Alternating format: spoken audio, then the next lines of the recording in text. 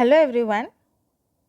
So today we are going to talk about mode of action of antibiotics. Okay. ये part 2 है. ये इसका part 1 जो introduction to antibiotics वो भी आप चेकआउट कर सकते हैं. लिंक आपको डिस्क्रिप्शन में मिल जाएगा. ठीक है. यहाँ पर बात करेंगे सिर्फ mode of action of antibiotics के बारे में. ओके. सो मूविंग फॉरवर्ड, ये यहाँ पर आते हैं माइक्रोबियल सेल का स्ट्रक्चर. ठीक है. तो आगे जाने से पहले थोड़ा सा हम माइक्रोबियल सेल स्ट्रक्चर देख लेते हैं. ये हमें पता है ये किसका स्ट्रक्चर है. ये हमारा है बैक्टीरिया का स्ट्रक्चर. राइट. ये बैक्टीरिया का स्ट्रक्चर है. ये हमें ऑलरेडी हम जानते हैं. इसको थोड़ा सा रिकैप कर लेंगे ताकि समझने में आसानी हो. ओके. तो यहाँ पर देखते हैं सबसे आउटरी जो लेयर होता है बैक्टीरिया का वो होता है हमारा कैप्सूल. ओके. ये जानने वाली बात है कि कैप्सूल हर बैक्टीरिया में नहीं पाए जाते. ओके. तो ये एक जनरल जो स्ट्रक्चर है, जनरल स्ट्रक्चर है. इसके सबसे आउटरी मेंबर कैप्सूल बताया गया है. उसके अंदर आता है सेल वॉल जो डार्क ब्लू कलर में रिप्रेजेंटेड है. उसके अंदर आता है प्लाज्मा मेम्ब्रेन जो कि ग्रीन कलर में रिप्रेजेंटेड है. ओके. इसके अलावा इसके अंदर आते हैं फ्लूइड लाइक स्ट्रक्चर जो कि हमारा साइटोप्लाज्म में रहता है क्रोमोसोमल डीएनए, राइबोसोम, ये राइबोसोम है, प्लाज्मिड जो एक्स्ट्रा सेलुलर डीएनए है, और फिम्ब्रेई जो है हमारा बाहर रहता है जो हेरी लाइक स्ट्रक्चर ये अटैचमेंट में मदद करता है. ठीक है. ये बैक्टीरियल स्ट्रक्चर ऑफ बैक्टीरिया में हमने ऑलरेडी पढ़ा है उस वीडियो में. उसका लिंक भी आपको डिस्क्रिप्शन में मिल जाएगा. आप जाकर उसको भी चेकआउट कर सकते हैं. ठीक है. दूसरा जो सबसे लास्ट में आता है फ्लैजिला. ठीक है. ये फ्लैजिला है. ये क्या करता है, मोस्ट इम्पॉर्टेंट एक पार्ट प्ले करता है बैक्टीरिया में. ये मूवमेंट में हेल्प करता है. ठीक है. केमोटैक्सिस में मूवमेंट में ये फ्लैजिला हेल्प करता है. ओके. सो इतना डिटेल्स में हम इसको नहीं देखेंगे. हम बस क्या करते हैं, मोड ऑफ एक्शन को जानने के लिए इसका थोड़ा सा रिकैप हमने ले लिया. ओके. So clear. अभी आते हैं मोड ऑफ एक्शन पे. तो मोड ऑफ एक्शन जो है बेसिकली है क्या. मोड ऑफ एक्शन है वर्किंग मैनर. ये कुछ नहीं है. This is just a working manner in which the antibiotics imposes the damage upon the microbial cells. Okay. Microbial cells के ऊपर किस तरीके का डैमेज कॉज करते हैं, कौन से वर्किंग मैकेनिज्म यूज़ करके डैमेज कॉज करते हैं, उनको बोला जाता है mode of action. Okay. Clear. तो इसमें 5 तरह के मोड ऑफ एक्शन है एंटीबायोटिक्स के. इसमें सबसे पहला आता है inhibition of cell wall synthesis. Okay. So cell wall हमने ऑलरेडी देखा. ये जो हमारा डार्क ब्लू पोर्शन है ये सेल वॉल है. ओके. सो ये एंटीबायोटिक, हर एक एंटीबायोटिक का अलग अलग मोड ऑफ एक्शन रहता है. तो यहाँ पर ये ग्रुप के जो एंटीबायोटिक्स रहते हैं वो सेल वॉल को इनिबिट करते हैं. और सेल वॉल को बनाने के लिए जितने भी सारे कंपोनेंट्स चाहिए होते हैं सेल वॉल सिंथेसिस करने के लिए, उनको भी ये इनिबिट करता है. ओके. ये एंटीबायोटिक इनहिबिट करता है सेल वॉल सिंथेसिस. इसमें अगर कुछ एग्जाम्पल के बारे में बात करें तो इसमें आ जाएगा हमारा पेनिसिलिन. ओके. पेनिसिलिन इसमें आ जाता है. एम्पिसिलिन इसमें आ जाता है. इसके अलावा इसमें आ जाता है बेसिट्रेसिन. ओके. बेसिट्रेसिन आ जाता है. और आ जाता है वैंकोमाइसिन. ओके. सो ये सारे जितने भी एंटीबायोटिक्स हैं ये सेल वॉल सिंथेसिस को इनहिबिट करते हैं. ओके. सेकेंड हमारा जो वर्किंग मैकेनिज्म है वो है damage to the cytoplasmic membrane. Cytoplasmic membrane या फिर सेल मेम्ब्रेन को डैमेज करना. तो साइटोप्लाज्मिक मेम्ब्रेन कहाँ रहता है, just below the cell wall. Okay. ये ग्रीन कलर से रिप्रेजेंटेड है. तो ये साइटोप्लाज्म, ये जो एंटीबायोटिक्स हैं ये साइटोप्लाज्म को इफेक्ट करेंगे, प्लाज्मा मेम्ब्रेन को. ओके. इनके जितने भी सारे कंपोनेंट्स हैं, एंजाइम्स हो गए, प्रोटीन्स हो गए, सबको ये इफेक्ट करेंगे ये एंटीबायोटिक. ओके. और स्ट्रक्चरल डैमेज कॉज करेंगे. इसमें एग्जांपल आता है इस एंटीबायोटिक का पॉलीमिक्सिन. ओके. सो इनके एग्जांपल में आते हैं पॉलीमिक्सिन. अब पॉलीमिक्सिन के बहुत सारे कैटेगरीज हैं, A to E तक है, वो हम बाद में जानेंगे. ठीक है. अभी के लिए पॉलीमिक्सिन ये इसमें आता है, damage to the cytoplasmic membrane group में ये आता है. अभी आते हैं थर्ड मोड ऑफ एक्शन पे. ये है हमारा प्रोटीन सिंथेसिस. ठीक है. इनिबिशन ऑफ प्रोटीन सिंथेसिस मतलब प्रोटीन सिंथेसिस को इनिबिट कर देगा, प्रोटीन बनने ही नहीं देगा.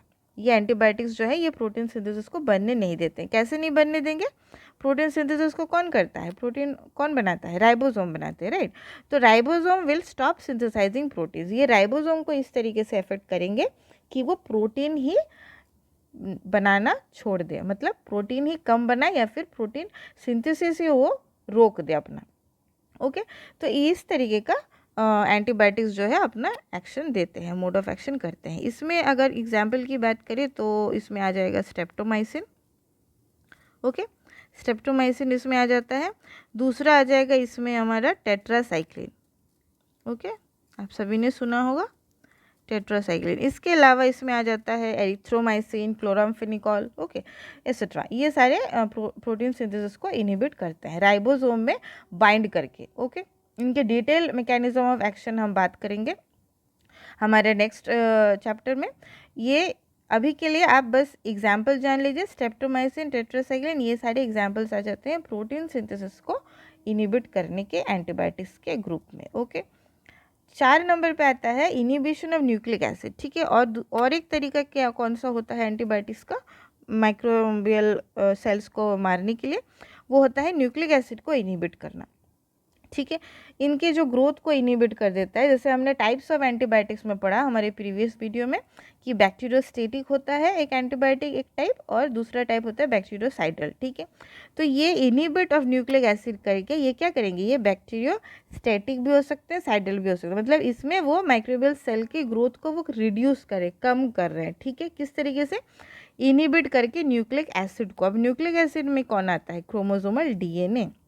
ओके, इसमें क्रोमोसोमल डीएनए आ जाता है। इसके अलावा जितने भी सारे न्यूक्लिक एसिड सिंथेसिस होने के कंपोनेंट्स हैं हमारे, वो भी सारे आ जाते हैं। तो ये जो एंटीबायोटिक्स है वो न्यूक्लिक एसिड को बनने ही नहीं देते, मतलब डीएनए को डैमेज कॉज करते हैं या फिर आरएनए को डैमेज कॉज करते हैं। जो भी जेनेटिक मटेरियल होगा उनको ये डैमेज कॉज करते हैं। इनके एग्जाम्पल में हमारा आ जाएगा रिफैम्पिन। ओके, रिफैम्पिन इसमें आ जाता है। दूसरा आ जाता है क्विनोलॉन, और इसके अलावा इसमें सिप्रोफ्लॉक्सासिन भी आ जाते हैं। ठीक है, तो ये सारे जो एग्जाम्पल्स हैं ये हमारा इनिबिशन ऑफ न्यूक्लिक एसिड के ग्रुप में आता है। ये एंटीबायोटिक्स न्यूक्लिक एसिड को इनिबिट करते हैं। और सबसे लास्ट में क्या है हमारा, वो है inhibition of specific enzyme system. Enzyme system को इनिबिट करना। कुछ एंटीबायोटिक्स होते हैं जो कि एंजाइम सिस्टम को ही इनिबिट कर देते हैं। तो एंजाइम ज़्यादातर हमारा साइटोप्लाज्म में पाए जाते हैं। इसके अलावा एंजाइम्स दूसरे कंपोनेंट्स में भी, सेल के कंपोनेंट्स में भी पाए जाते हैं। तो कहीं भी एंजाइम हमारा जो रहे, वो ये एंटीबायोटिक्स उनको टारगेट करके उन एंजाइम सिस्टम्स को ये इनहिबिट कर देता है, उनको फंक्शनली इनएक्टिव कर देता है। ओके, सो ये लास्ट जो है हमारा तरीका है मोड ऑफ एक्शन का एंटीबायोटिक्स के लिए। इसमें एग्जाम्पल्स में हम देख लेते हैं। इसमें आ जाते हैं सल्फोनमाइड्स। ओके, सल्फोनमाइड्स आ जाएंगे, और इसमें आ जाएंगे ट्राईमिथोप्रिम। ओके, इसमें आ जाएंगे ट्राईमिथोप्रिम।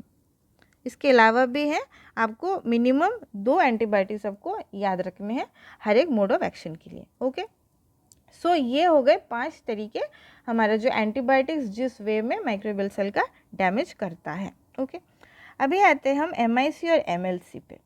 अब MIC और MLC हम सब ने सुना है। MIC क्या है बेसिकली, वो है मिनिमम इनहिबिटरी कॉन्सेंट्रेशन। यहाँ पर इनहिबिटरी टर्म का जिक्र किया हुआ है। इनहिबिटरी मतलब ही होता है इनहिबिट करना। ओके, ग्रोथ को रोक देना। बैक्टीरियल सेल इसमें कम्प्लीटली किलिंग नहीं होता है, कम्प्लीटली बैक्टीरियल सेल जो है उनको नहीं मारा जाता है, इनको इनहिबिट किया जाता है। तो MIC क्या है फिर, MIC is the lowest concentration जहाँ पर वो पैथोजन के ग्रोथ को प्रिवेंट करता है। ओके, पैथोजन हो गया, कोई भी माइक्रो ऑर्गेनिज्म हो गया, उसके ग्रोथ को जिस लोएस्ट कॉन्सेंट्रेशन पे वो बढ़ने नहीं देगा, प्रिवेंट कर देगा, रोक लेगा, उसको बोलेंगे मिनिमम इनहिबिटरी कॉन्सेंट्रेशन। ओके, या फिर MIC। दूसरी तरफ आते हैं MLC। MLC क्या होता है, मिनिमम लीथल कॉन्सेंट्रेशन। लीथल का मतलब ही होता है किलिंग करना। ठीक है, तो MLC का मतलब क्या हो गया, MLC का मतलब हो गया lowest concentration of a drug that kills the pathogen. जो पैथोजन को किल करने के लिए जितना लोएस्ट कॉन्सेंट्रेशन हमें चाहिए होगा ड्रग का, उसको बोलेंगे मिनिमम लीथल कॉन्सेंट्रेशन। ओके, इसके अलावा और एक जो टर्म है वो है हमारा MBC। MBC का मतलब क्या है, मिनिमम बैक्टीरियासाइडल कॉन्सेंट्रेशन। ओके, इसका मतलब है लोएस्ट कॉन्सेंट्रेशन जो कि बैक्टीरिया को मारता है। बैक्टीरियासाइडल जो टर्म है इसका, ओके, ये बैक्टीरियासाइडल मतलब बैक्टीरिया को मारना। तो lowest concentration eight which the bacteria is getting killed. Okay, ये हम हमारे आने वाले जो एक्सपेरिमेंटल वीडियो में हम इसके बारे में जानेंगे डिटेल्स में। अभी आते हैं हम माइक्रोबियल सेंसिटिविटीज़ को किस तरीके से डिटरमाइन कर सकते हैं, ठीक है। तो 2 टेक्निक्स है जो बहुत कॉमनली यूज़ होता है रिसर्च में। उसमें से सबसे पहला आता है ब्रॉथ डाइल्यूशन मेथड और दूसरे पे आता है अगर प्लेट मेथड। यहाँ पर ब्रॉथ यूज़ होता है, यहाँ पर अगर प्लेट यूज़ होता है, ठीक है। ब्रॉथ डाइल्यूशन से हम MIC, MLC ये सारी चीज़ें निकाल सकते हैं, जबकि अगर प्लेट यूज़ करके हम MBC निकाल सकते हैं, ठीक है। तो इसके अलग अलग एक्सपेरिमेंट्स बनते हैं। ये हमारे आपको आने वाले वीडियोस में आपको इसके ऊपर बेस्ड एक्सपेरिमेंट्स मिल जाएंगे, ठीक है। तो stay tune for that also. अभी क्या है, अगर प्लेट मेथड को हम परसेंटेज जोन ऑफ इनिबिशन भी इसको कहते हैं, और इनको निकालने का 2 तरीका है। आइदर आप डिस्क डिफ्यूजन मेथड यूज़ कर ले या फिर आप बोर प्लेट मेथड यूज़ कर ले, ठीक है। दोनों में से कोई सा भी यूज़ कर ले। डिस्क डिफ्यूजन में आपको डिस्क लेना होता है, एंटीबायोटिक का डिस्क ले लिया आपने, उसको डाल करके आपने जोन ऑफ इनिबिशन निकाला। या फिर बोर प्लेट में आपको क्या करना है, बोरिंग जो इंस्ट्रूमेंट है उससे आपको अगर प्लेट में बोर करना है, मतलब होल बनाना है, और उसमें आपको आपका ड्रग डाल देना है। उसके बाद इंक्यूबेशन पीरियड के बाद आपको उसका जोन ऑफ इनिबिशन चेक करना है। Then you have to do the analysis and calculate the MBC, okay, minimum bactericidal concentration, या फिर you can calculate the percentage zone of inhibition, okay. So this is how you do the experiments. So इस तरीके से आप अपना जो है microbial sensitivities को डिटरमाइन कर सकते हैं, okay. So that's all for today's video. I hope आप सबको अच्छे से समझ आ गया होगा। अगर फिर भी कहीं डाउट रह जाता है तो आप कमेंट में ज़रूर लिखिए, और अगर ये वीडियो आपको अच्छा लगा हो तो do give it thumbs up. And इसके कंप्लीट नोट्स के लिए हमारे लिंक्डइन पेज को फॉलो करिए, लिंक आपको डिस्क्रिप्शन में मिल जाएगा, okay. And do share and subscribe to the channel for more such related microbiology updates. Thanks for watching.